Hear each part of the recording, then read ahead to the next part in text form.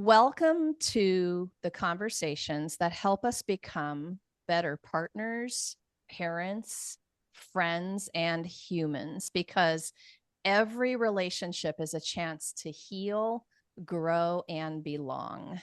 Welcome, everyone. I'm Laura DeFranco, the CEO of Brave Healer Productions Publishing, where we are helping the world experience what's possible. And here today to help me with that mission are some of the amazing authors of one of our newest books. This one is called Brave Families. And I got to share this cover with you all for just a second. So, Brave Families, the ultimate guide to long lasting, loving relationships. Huge shout out to our lead author, Jean Voice Dart. I'm going to tell you about her in just a minute, but I also just want to shout out Davide De Angelis for this gorgeous cover art, you guys. I love collaborating with these amazing artists.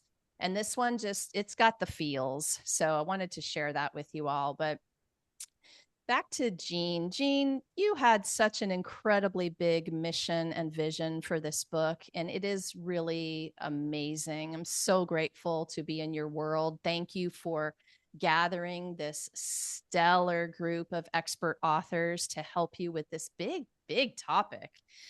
You're going to hear it in a minute, you guys. I have some pretty darn cool people in my Zoom room today.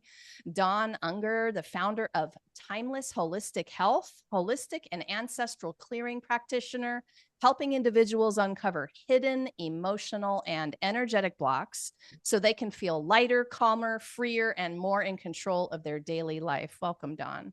Thank you I've very got much. Julie Schindler with us. She's a creator of the 60-second hug movement, an author, founder of Speak Up in Color, inspiring families worldwide to reconnect through intentional moments of love, presence, healing, and hugs. I love hugs. I also have Kat Mitchell. She is a master NLP transformation coach, certified hypnotherapist, and Reiki master who has guided hundreds of women through profound transformation since 2017. I can't wait to talk to you guys about this book. Kat, I'm going to start with you. Can you give us a little bit of the why behind the chapter that you wrote for Brave Families? The why. So it was all about looking for love in all the wrong places. Chapter 11 really is that story that it's like I started discovering and reminding myself that what I learned as a child about relationships and really developing that belief system really wasn't the framework of relationships that I desired or even felt ma matched what I was truly looking for. And I landed in relationships that really didn't serve me instead. But it was through those discoveries that I found my own relationship with self and my worth. And so I felt that was very important to share with others. Well, the relationship with self is foundational. And so, but we hear it a lot. We hear this a lot, like every day. We hear you got to go back Mhm. to that. Can you, like, what did that mean for you? Can you tell me more about that? Well, it was really coming back to I was always looking externally because I thought, I was on that trajectory of, get the job, get married, have kids, do the things, the 2.5 kids and the dog. And that first marriage, after 5 years, it was a lot of experience that taught me that where I was looking was not serving me.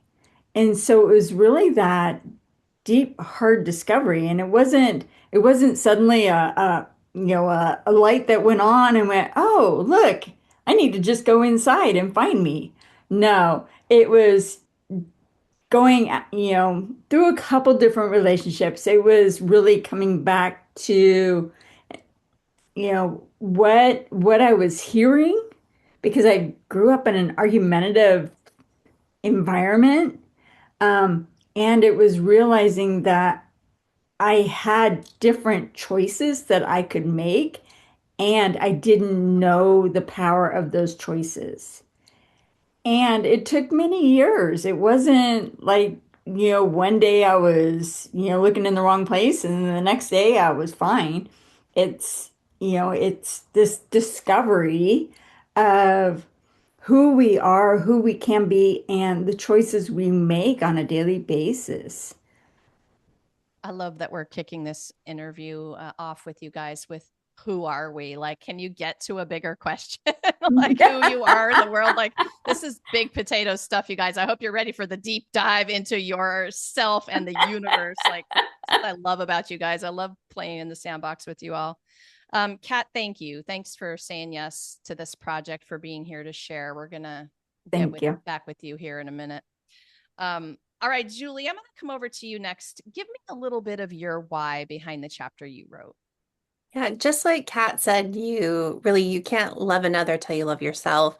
I also believe that you can't really hug another until you've learned how to hug yourself. And Mm. I am chapter 12. I am the 60-second hug, the healing trauma through embrace. And why I wrote the chapter, hugs mean the acronym is healing that's universally guided.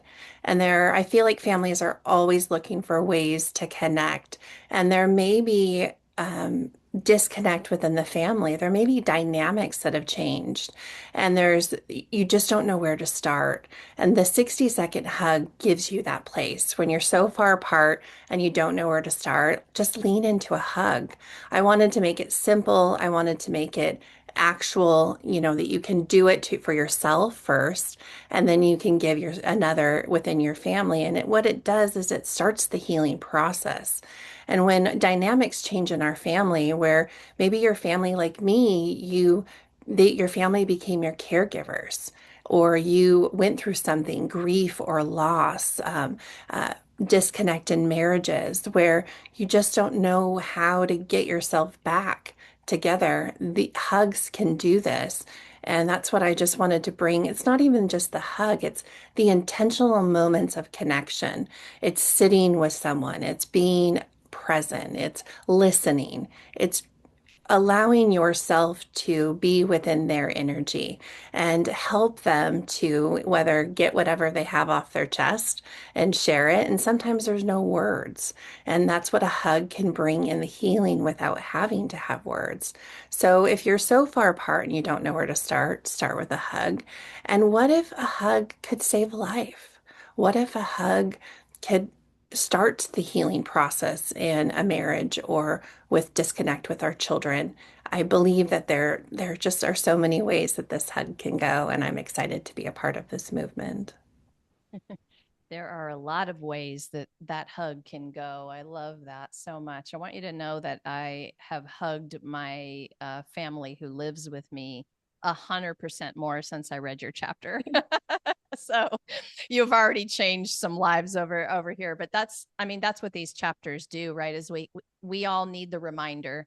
We need a moment where, like, oh yeah. And I don't know about you guys, but the the world is running so fast around us with the technology kinds of changes and the way that we're doing business online and the things that are happening. And I look around me, family, friends, all of us, whoa, like come back and hug instead, guys. Like, hello, like, can you put the phone down for half a second? Everyone is so revved up. Their nervous systems are so revved up. Me included, I'm calling myself out on this. Like, I gotta pause, breathe, and definitely come to the middle with somebody that I care about, right? And reach out for the even just a touch on the arm. What else do you want to tell us about that, Julie? Well, when you embrace yourself, you're helping your own nervous system to feel safety, and it regulates you. And it's scientifically proven that it starts to regulate within 20 seconds, and then expands within 30 and 40. And so when you give yourself that 60 seconds of just pure love, you don't you make it seems like a long time in the middle of it, but our lives are so busy that we pass so many 60 seconds throughout the day bringing yourself here into that moment allows not only for yourself, give yourself a hug first, and then go out and ripple that by giving your child, your husband or wife or partner, even a friend, giving them a hug or just the intentional moments of presence with them to listen to what are you doing for the rest of the day? What do you want to share with me right now? What your happiest moment of the day today? Where did you find gratitude? It all leads to that connection, and that truly is what that healing that's universally guided, the hug aspect of it that brings to every relationship and connection.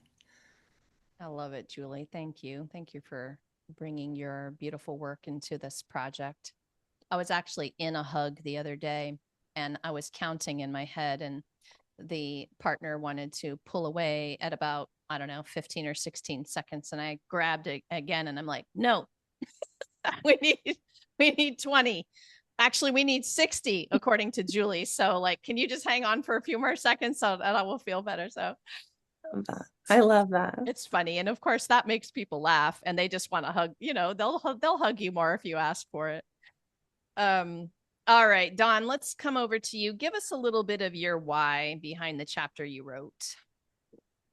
There were so many things to think about. What do I want to write? Because when I started learning ancestral clearing, anxiety, stress, everything we all go through. And then in chapter 9, what I wrote, strong beliefs, strong family, ditching dogma, and finding spiritual solitude. That's one thing that impacted my whole life from beginning to end. I was raised incredibly strict religion. I went 180 degrees, anti everything having to do with religion. And this brought me back to a place where I'm comfortable with my own beliefs. And it's nothing like I started out with. It was a remarkable thing. It was a taboo thing. I couldn't discuss this with anyone. I couldn't go, it was just to say something negative about religion when this was this all powerful entity and we're supposed to fear them and this and that. This was such an impact to finally find peace and solitude in my own way, but it was literally trans changed my whole world and my worldview that I live virtually stress free now. Things are good. I can deal with problems. And this whole technique just brought it together. I took something that was taboo and fearful from my life to something that's now a beautiful place in my own way. That's pretty badass, Like, so okay, you did the story, quickly for us, and you jumped over here to the other side where you're having some amazing results with it. But we all know that there's steps. Like, if you were going to say first baby step for somebody, what did you have to do as your first step in? Very first step in was I can make my own choice. Just because your minister, rabbi, priest said this is the way it is, and this is what the book says, as you get older, you realize there's different interpretations. You can watch 10 different videos about the same subject. There's 10 different interpretations of the same video, whatever the subject. Once you realize that, it frees you to go on your own journey, whatever process it may be. And it's enlightening. Check out, realize you're not locked into what you were born into. Yeah, this is oh my gosh, the awareness that you're dropping. Actually, Mhm. all three of you are dropping some pretty huge golden nuggets of awareness. And I love what you all have done with your chapters, with the passion you're putting in there. You all, I just have huge gratitude because all of you took on my challenge to put a vulnerable story into that book and really help us get to know you. But then in this next piece of the chapter, you're dropping your master teachings on these things. And so, Don is talking about this, the choices he's making and the awareness that he's having. You guys get ready because you're going to have their tools and you're going to have a chance to have a practical experience. They're going to guide you in some of these things. So, to all three of you, thank you so much for taking on that challenge and doing it so brilliantly. And Don, your answer is a perfect segue for this question I'm going to ask everybody, all three of you today. Transformation takes awareness. With awareness we get a choice. A couple of you have talked about it already. So, Julie, I'm going to come to you first with this one. When it comes to your family and relationships, what has been your practice of awareness? What's that looked like? What's helped you coming into some of the relationships that you've been in? Yeah, this is a great question. It's not even shared in the book because you only have 3,000 words. You want to get your story and get the tools. But in each of those hugs, and I share a very personal story from my experience of living in chronic pain and having a cervical injury and your family becoming your caregivers. And there is the dynamic shifts in your family, and it's every single day. Some days are good, some days are bad. We've been at this for 14 years. So it was about halfway through, maybe three-quarters the way through of it when we there was such a large disconnect. And it was every single hug when we leaned in to this gift that we started when our kids were little. We just didn't know that it would save us in the future. And as we leaned into each hug, we were so far apart in our beliefs and our awareness, where our focus was. But every hug, we found acceptance. Every hug we came back to, we found gratitude. We found all of these beautiful things in each other. And then you start to you accept them for their growth and for the journey that they're on. And though mine might be full of colors, theirs is going in a different direction. And when I found, even for myself, is that um, I had to hug myself first. And that's where the healing, being in chronic pain, I realized that those hugs at one point, they started to hurt. Hugs from others, if they squeezed too much, then it would add to the chronic pain. And that was when I started to really start to hug myself. I wanted to make sure that I could embrace myself fully and move through those layers that were causing the pain so I could get to a point where hugs truly were universally healing me. And within every single hug, that's what really changed the complete shift of our family came through just the awareness that we're all different, the acceptance, the love, and the gratitude. Yes, that awareness is, I mean, well, I think all awareness when you're having a moment is really profound. They're little wake up calls that can change your life as they change your perspective, as you bring the love to yourself, the self care, right? And I, I love how you are kicking off this question because it can go in so many different directions. Um, all right, Dawn, I'm going to come back to you with this awareness question now. Like you already started to talk about this when you started to talk about your chapter. If I was looking at your day to day, what would your practice look like in your relationships? It's what's really interesting. It's totally awareness, but it's also aware not just of your own beliefs and understandings, but of others. My family, in this case, is still very religious. I am not. I am my spiritual self, as you know, everyone likes to say, and I believe it. But it's being respectful of someone else's beliefs. Again, one person might like blue, one might yellow, one might like red. They're all good. They all work for the individual.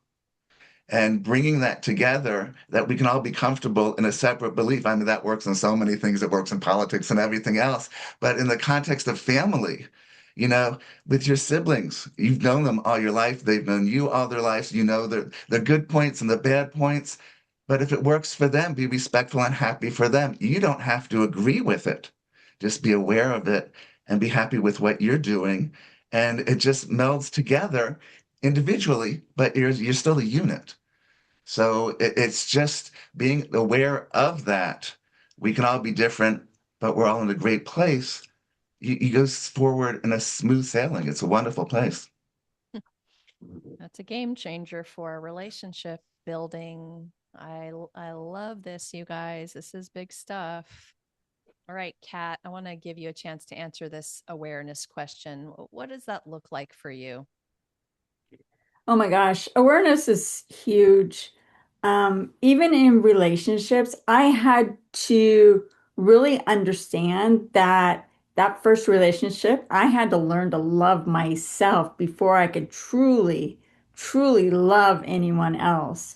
I had to accept all my flaws and who I was inside and out, and know that I can shift, I can change, I can adapt.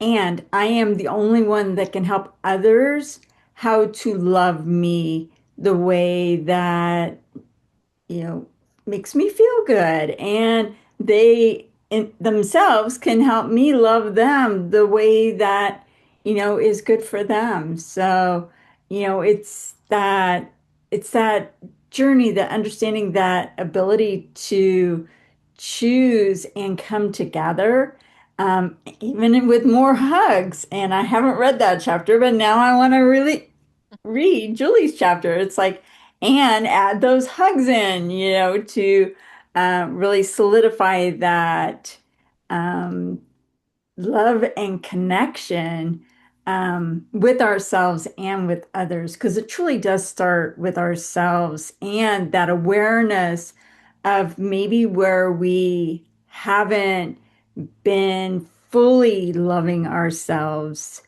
and really allowing ourselves to be okay with that, and then move forward with what we need to do for ourselves. Yeah, foundational. This is foundational kinds of awareness. Not always easy to do, is it? I think Oh, all of us have been in, I know, a practice of it. And we ride the roller coaster a little bit up and down with it, but and we all need reminders. I think that's also what you are all doing today for people. Is like you hear that again and you're hugs, yeah, hugs. And you're like, yeah, make a choice for myself. Like, what am I doing to love myself today?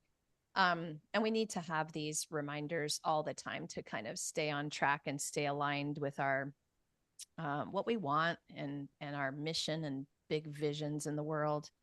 I want to give all of you a chance to talk a little bit more about your chapter. And Dawn, I'm going to start with you on this one. What do you think is the most important thing you want us to know about strong beliefs, strong family? Where do you head into what you want people to know about this? Well, a lot of the things that we go through in life, whether it is religion or, like I was saying, it could be anxiety, stress, even chronic pain, you can work to improve yourself.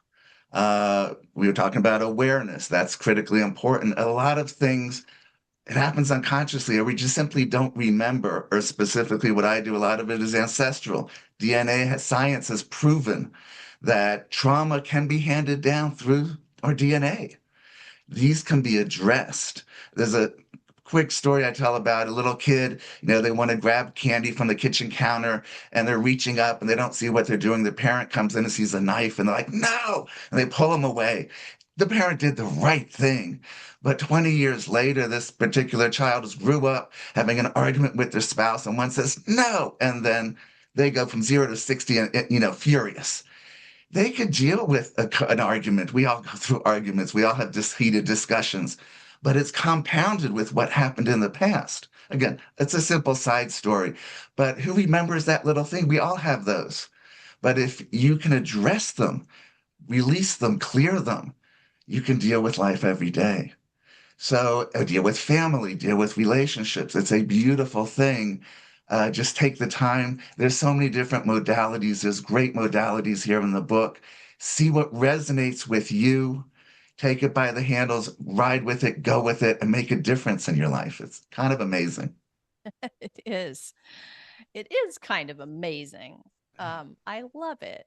And it's that is so powerful to be able to clear some of those old triggers, connections, the stuff we don't Exactly. even know is driving the bus underneath, right? And Dawn, I love learning more and more about ancestral clearing. So thank you for your work. The pleasure's mine. Kat, tell me the most important thing you want us to know about looking for love in all the wrong places? It really comes down, for me, it was really understanding that even though my parents had beliefs that I adapted or I adopted, it was coming back to that realization that they didn't know that they had those beliefs. They didn't know, that what they were doing was different from what I learned and became aware that I wanted to do different. I wanted to be different. I didn't want to really stay with the belief system that I adopted from them. And it was because I remember there was a point in time where I would blame them. I'm like, oh my gosh, why did you guys teach me this? And then it was like, oh, wait, they didn't know. My dad, when I go first full circle and I start thinking about his past, he didn't, at the age of 3, he didn't even have parents. He was in, foster care, then in parochial school, then being beat up by nuns. I didn't put all that in the book. And, so his belief systems were a little helter-skelter there. And, you know, he did the best he could. And that was one thing I had to keep reminding myself. He did the best he could. My mom did the best she could based on what she knew. And now it's my turn to change based on what I've learned and my own awareness, and even do better and be better and really help others understand what's possible when we start to tap into that awareness. And, you know, we may look for love in all the wrong places, and then we can cross over and really discover that love for ourselves in the process. I love that. The aha about your parents is always so big. And I remember having a moment about this, coming to same conclusion. Like they were doing the best they could with what they had, the information they had at that point, the awareness they had or lack of it at that point. Yeah. And it really, for me, it just was what helped me do the forgiveness piece. Hmm. And then I hope I can pass that to my own kids, because it just doesn't matter. We're gonna have an effect on our children in positive and negative ways, and that will be part of how they grow into who they become, and what, so like I can look at it now. Of course, it's easy to look at it now and say, all right, we're doing the best we can, but we are doing better. I believe we have more awareness, we have more compassion, we have, I don't know, we have a little bit more than our parents did at the time they were alive and Hmm. trying to do life. This is important to realize. So, Julie, how about you? What's the most important thing you want us to know about that 60-second hug? Well, I think you touched on it when it comes to forgiveness and that it's healing trauma through embrace. What if we had the awareness of where our family was and what they're bringing to that hug? What if we found the self-forgiveness first for the time we held on to wanting them to be someone that they're not, and we accepted them for who they were, and we offered forgiveness in that hug? That hug, that 60 seconds of embrace is releasing all of that forwards and backwards for the gift that you're giving of forgiveness. First for yourself. Self-forgiveness ripples out, and sometimes you don't even have to hug that person. You could do it in spirit, and you're giving them the hug because they're not here for you. But you've got to this point where you're ready to let that go. And I think that when we talk about the healing through embrace, is that we all are different huggers. Huggers come from a family of a foundation of hugs, that they only knew hugs. They received hugs from everyone. So they're very secure in their hug. And they give hugs to everyone because that's just what they grew up with. But then we have that trauma adapted hugger who didn't have that foundation, and hugs that they had were offset by the actions, didn't match the hug that they received. So they go through wanting to hug everyone because they want everyone to receive the hug they didn't get as a child or they needed in their life. And then we have those healers who have gone through the healing, gone through the awareness, gone through the forgiveness, and they are offering this amazing hug of connection, of presence, of just, I'm hugging you because I know you need it. I can feel your energy and your, what the emotions that you have going on. And they're offering these hugs around the world that are truly healing. And then we have the non-huggers. Like, I have boundaries. I know for me that I am not in a place, I'm not into the secure hugger. I'm not the trauma adapted hugger. I am secure in my space and I don't want anyone else in it. And I feel like the tools that we offer in our chapters are leading you to understand why we created these simple practices, but then gives you the tools of how you can see where do you fit in that? What kind of hugger are you? And how do you adapt your hug in your family? Everyone is probably a little bit different. How do you adapt your hug, your time, your presence, your intention to help support the person or in the connection in front of you, including yourself? And I think the forgiveness, the awareness, all the aspects that we've talked about today are giving us those tools. And this, I call them sips, tricks, and treats, that they're all in there that we can choose which one we need in this now moment, and then keep coming back to the book when we get to the ancestral healing, when we're doing the love of ourself, when we're expanding our family connections. It's all there. And there's a resource guide too. This book is just pretty amazing. And I think, yeah, I'm just going to leave you with hug yourself today and really ripple that out and hug another. Thank you. I feel it. I feel the hugs. And you can hug from afar, by the way, you guys. Like you can't, yeah, right? Julie, Kat, Dawn, thank you. Thank you, all of you, for what you do in the world and for being those kinds of people. Thanks for being here today to share with everybody your passion about your chapter and just the work you're doing in the world. For our listeners, you can hear it. This is way more than a book. This is a very generous community. You might want to carry on the conversation that we started today, or maybe you've got a question or you need support. Come on down into the show notes. All of our authors are hooked up with their websites, their links. Go explore what they're up to. Maybe something that one of them said just gave you the goosebumps and you want to, keep going and explore. Please do it. We also hope that you go and grab your copy of this beautiful book, Brave Families. I have the link below for that as well. And lastly, everyone, remember your words change the world when you're brave enough to share them. So it is time to be brave. See you next time, everybody.